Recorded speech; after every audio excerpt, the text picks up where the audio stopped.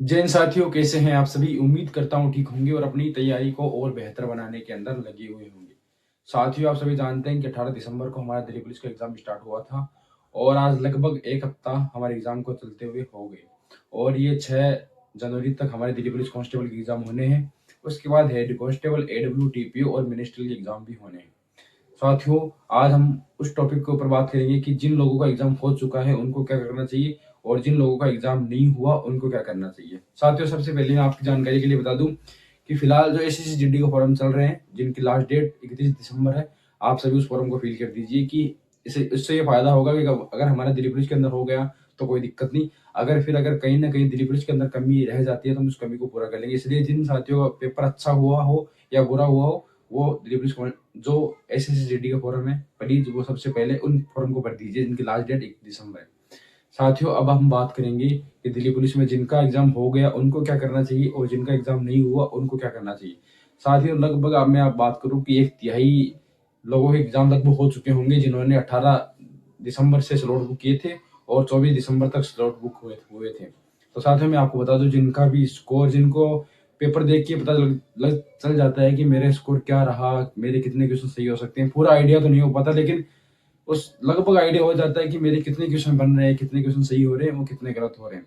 तो मैं आपको बता दूं जिनकी भी कैटेगरी SC ST और OBC है और वो अगर उनके क्वेश्चन 65 के समथिंग अगर क्वेश्चन सही हो रहे हैं, 65 या 65 से अबव क्वेश्चन अगर उनके सही हो रहे हैं और जनरल का है तो 1-2 क्वेश्चन आगे पीछे मान सकते हैं कि लगभग इनकी कट ऑफ सेम जाती है। तो अगर आपकी क्वेश्चन 65 के आसपास या 65 से ज्यादा अगर आपको ये लग रहा है कि मेरे इतने क्वेश्चन सही हो रहे हैं तो आपको ग्राउंड बिल्कुल ज्वाइन कर लेना चाहिए। साथियों, मैं आपको बता दूं पिछली बार भी सेम ऐसा हुआ था कि फिजिकल के लिए बिल्कुल टाइम नहीं मिला और बहुत सारे बच्चे जिनके नंबर अच्छे अच्छे आए थे रिटर्न के अंदर, वो फिजिकल के अंदर बाहर हो गए और उनका दुख बहुत ज्यादा हुआ था। लेकिन कुछ कर नहीं सकते। आयोग, SSC और दिल्ली पुलिस जो चाहती है वो अपने टाइम पर होगा, हम उसके अंदर कुछ नहीं कर सकते। तो साथियों, जिनका पेपर एकदम अच्छा हो चुका है मैं आपको बता दूं आप दोनों टाइम ग्राउंड ज्वाइन कीजिए, सुबह भी और शाम को भी। अगर जिनका बहुत कम टाइम आ रहा है और जिसकी कंटिन्यूटी बन नहीं पा रही, वो अकेडमी भी ज्वाइन कर सकता है। अब साथ ही हम बात करेंगे कि जिनका पेपर आने वाले समय में, जिनका पेपर है, जिनका पेपर कल से लेके 6 जनवरी तक है, उनको क्या करना चाहिए। साथियों, मैंने भी आपकी तरफ खूब एनालिसिस देखी और जो साथी एग्जाम दे के आ रहे हैं उनसे भी मैं मिला हूँ, 1-2 साथियों से मैं मिला हूँ और फोन पे बात हुई है। तो मैंने उन सबका निष्कर्ष 5 दिनों में, जो 6 दिनों में जो कुछ हुआ उन सब का मैंने निष्कर्ष निकाला कि पेपर कहाँ से क्या टाइप के क्वेश्चन बन के आ रहे हैं। तो साथियों, मैं आपको बता दूं जो GS के अंदर सबसे पहले मैं आपको बता दूं कि जो जो चीजें पूछी गई मैं आपको बता दूं। साथियों, हम शुरुआत करेंगे स्टैटिक जीके से। साथियों, 50 में से लगभग 10 से लेके 12 क्वेश्चन स्टैटिक जीके के बन रहे हैं और बिल्कुल भी इसके अंदर कम बेसी नहीं हो रही। लगभग 10 से 12, 13, 14, 15 तक स्टैटिक जीके क्वेश्चन हर शिफ्ट के अंदर हमको देखने के लिए मिल रहे हैं। तो साथियों, मैं स्टडी जीके की आपको मैं बात बता दूं, सबसे जरूरी चीज जो हमें स्टडी जीके के अंदर पढ़नी है, आपने पढ़ रखी है, सिर्फ लास्ट टाइम उसको रिवाइज करना है। वो है लोक नृत्य। किसी भी स्टेट के लोक नृत्य हो गए और राष्ट्रीय उद्यान, हर स्टेट के अंदर 4-4, 5-5 राष्ट्रीय उद्यान है, उनको पढ़ लेना है हमें। और शास्त्रीय नृत्य और जो वाद्य यंत्र और वादक है उनसे क्वेश्चन आ रहा है और बुक और उसके लेखक से क्वेश्चन आ रहा है। और एकदम नॉर्मल क्वेश्चन भी मैं आपको बता दूं पूछे जा रहे हैं कि कथक कहाँ का नृत्य है, या कोई नॉर्मल सा भी एक वर्ड दे देंगे कि इस नृत्य का मतलब, किसी व्यक्ति का नाम दे देंगे और पूछ लेंगे कि इनका संबंध किस नृत्य से है। ऐसे क्वेश्चन हर शिफ्ट के अंदर 1-2 क्वेश्चन पूछे जा रहे हैं। साथ ही उसके बारे में बाद में आपको बता दूं कि कल परसों मेरे को एक लड़का मिला था जिसकी एग्जाम शायद 19 तारीख को सेकंड शिफ्ट के अंदर एग्जाम थी। तो मैंने उससे बात करी कि भाई क्या क्वेश्चन आ रहा है। तो उसने 2 क्वेश्चन मेरे को ऐसे बताया कि एक क्वेश्चन था प्रधानमंत्री बनने की न्यूनतम आयु और उससे अगला ही क्वेश्चन था विधायक बनने की न्यूनतम आयु। तो मतलब आप मान सकते हैं MP MLA की न्यूनतम आयु पूछ सकता है। इससे रिलेटेड राष्ट्रपति बनने की न्यूनतम आयु, उपराष्ट्रपति बनने की न्यूनतम आयु या राज्यसभा सदस्य बनने की न्यूनतम आयु, इन चीज को आपको देख के जाना है। साथ ही उसके बाद हम बात करने वाले युद्ध की। तो युद्ध के अंदर जो बाबर के चारों युद्ध हुए थे, जैसे खानवा का युद्ध हो गया और जो चारों युद्ध थे वो आपको पढ़ लेना है। और दिल्ली सल्तनत के अंदर जितने भी युद्ध हुए उनको आपको पढ़ के जाना है। साथियों, करंट अफेयर के बारे में आपको बता दूं कि 10 से 12 क्वेश्चन और किसी शिफ्ट के अंदर 8 से 9 क्वेश्चन बन रहे हैं। तो मैं आपको एक सजेशन दूंगा, अगर आपने कहीं से भी आदर्श चौहान सर से क्लास ली या कहीं और से क्लास ली तो बहुत अच्छा किया आपने।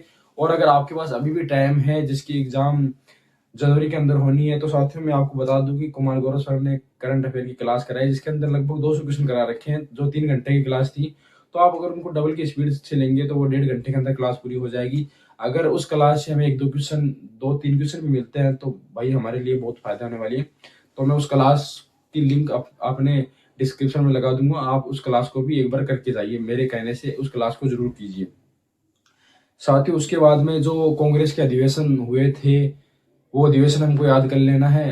अधिवेशन से 1-2 क्वेश्चन हर शिफ्ट के अंदर भी देखने को मिल रहा है। और पॉलिटी से अनुच्छेद में आपको अनुच्छेद वो पूछे जा रहे हैं जो लोकसभा से संबंधित हो, राज्यसभा से संबंधित हो या राष्ट्रपति से संबंधित हो। इस प्रकार के अनुच्छेद एग्जाम के अंदर पूछे जा रहे हैं। उसके बाद साथ ही मैं आपको बता दूं, जो महत्वपूर्ण व्यक्ति रहे हैं जैसे जगदीप धनखड़ के बारे में पूछा गया, या जिनका फिलहाल में जो करंट के अंदर जो एक्सपायर हुए, जिनका निधन हुआ, उससे भी क्वेश्चन पूछे जा रहे हैं। साथ ही उसके बाद जो इस बार जो सबसे ज्यादा जो चीज दे इकोनॉमिक्स के अंदर, हर बार इकोनॉमिक्स के 1-2 क्वेश्चन एग्जाम के अंदर पूछे जाते थे, लेकिन इस बार इकोनॉमिक्स के 8 से 9, 10 के समथिंग क्वेश्चन पूछे जा रहे हैं इकोनॉमिक्स के अंदर। सबसे पहले मैं भाई आपको बता दूं, चाहे आपकी एग्जाम कभी भी है, कल है या 6 जनवरी को, कभी भी आपकी एग्जाम है, आपको पंचवर्षीय योजना को पढ़ के जाना है। हर शिफ्ट के अंदर पंचवर्षीय योजना से क्वेश्चन साथियों मिल रहा है। मैंने RWA का मॉक टेस्ट लगाया, उसके अंदर भी पंचवर्षीय योजना से क्वेश्चन थे। तो एक क्लास के अंदर शायद अजीत सर जो हमारे रोजगार अंकित के हैं, उन्होंने एक क्लास के अंदर पंचवर्षीय योजना को पूरा किया है। और नवीन शर्मा सर की भी एक क्लास है, उन्होंने भी शायद आप किसी भी टीचर की एक क्लास लो, उसके अंदर पूरा पंचवर्षीय योजना कंप्लीट हो जाएगा। तो हमें ये क्लास लेके जानी है। उसके बाद जो दो देशों के बीच सैन्य अभ्यास होता है, उन सैन्य अभ्यास से क्वेश्चन आ रहे हैं, आपने लगभग पढ़ रखा होगा, बस थोड़ा बहुत इन चीजों को रिवाइज कर लेना है हमें। और एक इंडेक्स पढ़ के जाना है हमें। इंडेक्स जैसे वर्ल्ड के अंदर अलग अलग इंडेक्स आते हैं, जैसे पासपोर्ट किसका बढ़िया इंडेक्स के बारे में मतलब पूछा गया, या हैप्पीनेस इंडेक्स हो गया, या अलग अलग प्रकार के इंडेक्स, बहुत सारे इंडेक्स है, आप उनके ऊपर एक बार नजर घुमा के जाइए। और साथियों जीएस के अंदर आखिरी बात बता दूं, जो कैबिनेट है, जो मंत्रिमंडल है हमारा, उसके बारे में पूछ सकते हैं, जैसे कौन स्वास्थ्य मंत्री है, कौन गृह मंत्री है, इस प्रकार के एक आधे क्वेश्चन भी हमें देखने को मिल सकते हैं। तो साथियों ये जीएस के बारे में मैंने आपको बताया, आपने वैसे पढ़ रखा होगा, लेकिन आप जाते टाइम पे लास्ट टाइम के अंदर इन क्वेश्चन को एक बार अगर रिवाइज कर लेने में कोई बुराई नहीं है। साथियों उसके बाद हम बात करेंगे मैथ की। तो मैथ एकदम इजी पूछी जा रही है। जो रोजगारी अंकित के ऊपर स्पेशल टेस्ट बन रहे हैं, वो इन एग्जाम को ध्यान में रख के बनाए जा रहे हैं। तो मैंने वो क्वेश्चन अटेम्प्ट किए कि भाई लगभग मेरे उनके अंदर 15 से 15 क्वेश्चन मेरे उस टेस्ट के अंदर सही हो गए थे। तो एकदम भी नॉर्मल अगर हम पढ़ के जाएंगे, जिसको बिल्कुल भी मैथ से डर लग रहा है और कुछ नहीं पढ़ पा रहे हैं, वो अगर बिल्कुल भी नॉर्मल पढ़ के जाएंगे तो भाई वो भी आराम से 8 से 10 क्वेश्चन कर सकते हैं। जैसे उस टेस्ट की मैं आपको बता दूं, उस टेस्ट के अंदर टाइम एंड डिस्टेंस से 2 क्वेश्चन दे रखे थे, नॉर्मली क्वेश्चन दे रखे थे। जैसे समय, जैसे मीटर प्रति सेकंड के अंदर दे रखे थे, तो उनको किलोमीटर प्रति घंटे के अंदर करना था। 2 क्वेश्चन थे उस टेस्ट के अंदर, तो हमें करना क्या है, 18/5 से उसको गुणा कर देना है। अगर किलोमीटर प्रति घंटा दे रखा हो और उसे मीटर प्रति सेकंड में बदलना हो तो उसे 5/18 से गुणा कर देंगे। ऐसे नॉर्मल 2 क्वेश्चन उस टेस्ट के अंदर मिले थे। एवरेज का क्वेश्चन हो गया कि तीन जो नंबर दे देंगे, एक नंबर 10 हो गया, 12 हो गया, 14 हो गया, और तीनों का औसत ये है तो चौथी संख्या ये आती है। एकदम ही नॉर्मल क्वेश्चन है। मैं बता रहा हूँ कि भाई जिनको मैथ से डर लग रहा है वो और ये सोच के एग्जाम देने जा रहा है कि मैं मैथ को स्किप कर दूंगा, तो भाई वो अपना बहुत बड़ा नुकसान कर रहा है। जहां से भी हो सके एकदम बेसिक अगर मैथ पढ़ के जाएंगे तो हमारे 5 से 6 क्वेश्चन बन जाएंगे। इसमें कोई बुराई नहीं है, एक एक नंबर हर सिलेक्शन के लिए जरूरी है। और मैथ के अंदर मैं आपको एक चीज बता दूं, जिनसे जो तैयारी कर रखी है उनको भी उन चीज से डर लग रहा है, और जिन्होंने तैयारी नहीं कर रखी उनको भी डर लग रहा है। तो साथियों एक 2D 3D का जो हमारा चैप्टर है, उसके अंदर फॉर्मूले बेस्ड क्वेश्चन पूछे जा रहे हैं। एक शिफ्ट के अंदर 2-2, 3-3 क्वेश्चन आ रहे हैं। जैसे बेलन के बारे में हो गया, बेलन का आयतन हो गया, पृष्ठीय क्षेत्रफल हो गया, गोले का आयतन हो गया, आयत का हो गया, वर्ग का हो गया। 2D 3D दोनों के जितने भी लगभग 10-12 के समथिंग फॉर्मूले हैं, उन फॉर्मूले को अगर हम रट के जाएंगे तो हमारे वहां से 1-2 क्वेश्चन बन सकते हैं। और देखा गया है कि जो प्रिज्म था उनसे भी क्वेश्चन आ रहे हैं। तो एक बार भाई उन प्रिज्म वाले क्वेश्चन को भी आप देख लीजिए। ये रही साथियों हमारी जो जीएस के बाद में मैथ की बात होगी। और बाकी जो 2 सब्जेक्ट रीजनिंग एकदम नॉर्मल आ रही है, उसके अंदर जो टाइम टेकिंग क्वेश्चन थे मैंने आपको बता रखा, पहले जी क्वेश्चन करने, उसके बाद दूसरे राउंड के अंदर हमें टाइम टेकिंग क्वेश्चन को सॉल्व करना है, वो भी कोई दिक्कत वाली बात नहीं। और जो आखिरी में मैं आपको बता दूं, जो कंप्यूटर के अंदर एकदम इजी क्वेश्चन आपको कंप्यूटर जिन्होंने एग्जाम दिया होगा वो आपको बता भी देंगे जो आ रहा है। और अगर फिर भी आपको कंप्यूटर से डर लग रहा है तो मैं आपको एक क्लास सजेस्ट करूंगा एग्जाम से रिलेटेड। सर ने शिवम गुप्ता सर अभी प्रैक्टिस सेट करा रहे हैं।